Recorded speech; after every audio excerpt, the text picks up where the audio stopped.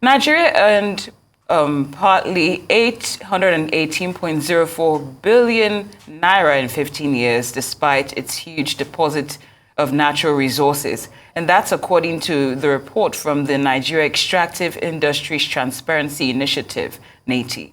It noted also that on a yearly basis, the country's revenue from the sector was about 193.59 naira in 2021, showing an increase of 60.32 billion or 51.89% growth when compared to the 2020 revenue flows of the 116.82 billion.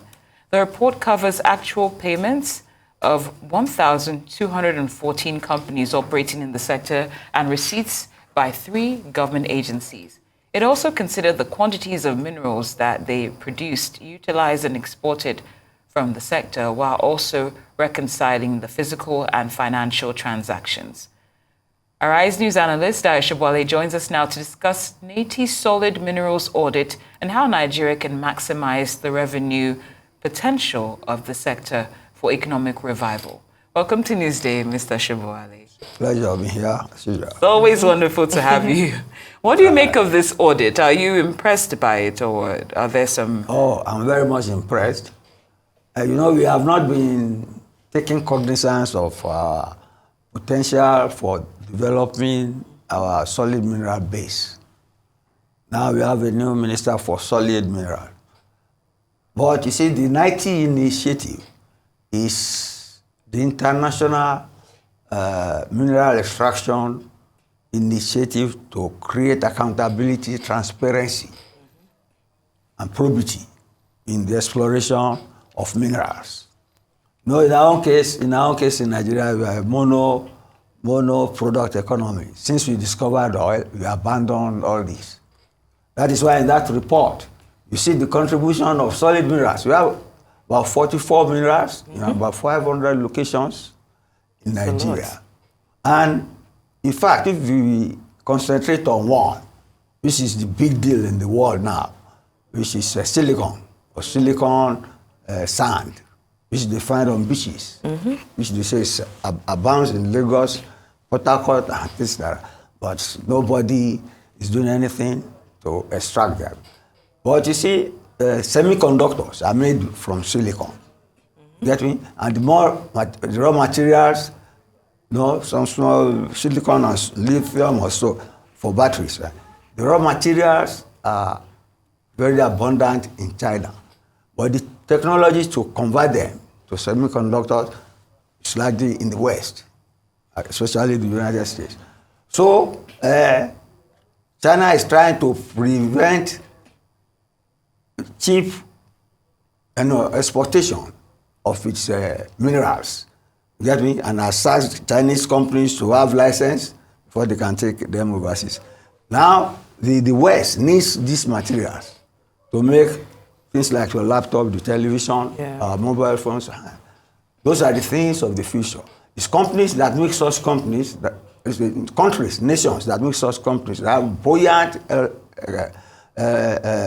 economic development and growth, and who can really look after their welfare. Whereas we have them in abundance here, we don't even know we have them. But Nigerian Geological Society recently said they will set up a database on where the minerals are or how they can extract them.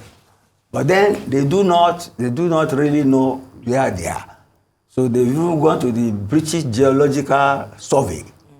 The colonialism was driven by the quest to get minerals and goods from our domain here to go overseas. They manufacture them and then sell that back to us. And then they have a monopoly. They make sure you don't sell to any other. Anyway, they are the buyer and the seller anyway. But thank God we are independent now. But on this NEITI thing, it's essentially a report on how our mineral resources have been extracted and what contributions they have made to the national economy. What is pittance? The economy is pittance. Maybe if Alake, that's his purview now. So you should look after that. But as it is, it's a very good attempt at like producing an annual report for the end of the financial year. And they've done a good job of it. In terms of contribution of the minerals to our overall revenue, about 2%. To export, not up to 1%. But the essence is to make sure, like the FRS is doing, it's a wild economy. So we should look for all sources we can identify and block areas of waste.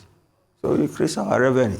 Definitely. That's what they are doing. There are things that you've mentioned that I definitely agree. It's really talking about the fact that we just got an underwhelming sum of 818 billion naira, and then also on the back for 15 years. And we're looking at the Minister of Solid Minerals, Dela Alake, saying that the ministry will add at least 50% to the Nigerian economy. Now he didn't put a time frame, but just looking at the body language of it. But one thing that stood out for me in the report was the fact that the former Minister of State for Mines and Steel Development, Uche Oga, alleged that private jet owners were responsible for illegal smuggling of gold, most especially, an issue that even surpassed the revenue generation from solid minerals in 15 years. So in looking at that, shouldn't that be, there's so many things to focus on, but that really stood out for me as maybe one of the ways that the government can effectively combat this illegal mining and smuggling to maximize revenue. What do you think about this? The first thing is to map out where they are. Know where they are. I read in the papers this week, somewhere in Cross River State, that some Chinese, they had the mining of mineral going on, and when they were asked for their license, they didn't have anything. Wow. So the government had to close it. Now, actually, the largest number of our minerals in terms of exportation go to China. And if you notice, there are many Chinese companies now. I'm not saying they are all doing illegal something, like the CC, the one constructing the roads, they are doing. But the other families, they have brought their in hand. And actually, we need foreign companies who have the knowledge from Canada, from USA, to know, to help us extract these things and export them and put them in the shape that when they are sold on the international market, we increase our revenue base and we go ahead with our economic development, which can be faster and by far better. You get me? If we take care of our solid mineral base. Dangote is doing a good job on granite and laterite and bois. Wow. But the important thing that this NEITI is about is that government gets the due revenue. Government is not cheated, the nation is not cheated. But the larger picture, as far as I'm concerned, is to try to turn Nigeria to a digital economy through production of semiconductors. I know we have so many of the minerals used to make electric cars, and so they are abundant in Nigeria. Yeah. In Nigeria state alone, so it's the bigger. That's about 22 minerals of different something. But you see, you don't know where they are. Just like they discovered. People are excavating, they have offices. You don't know they are digging this time. They think maybe they are looking for clay or whatever, but they know what they are extracting. So we need to monitor our environment to know what we have and give account of how we do it. Very wonderful talking point. Turning Nigeria into a digital economy by the production of semiconductors and blocking areas of waste. I learned so much, and I'm sure our viewers did as well. Wonderful analysis, as always. Arise News analyst, Mr. Dayo Sobowale. Thank you for your time here on Newsday. It's a pleasure.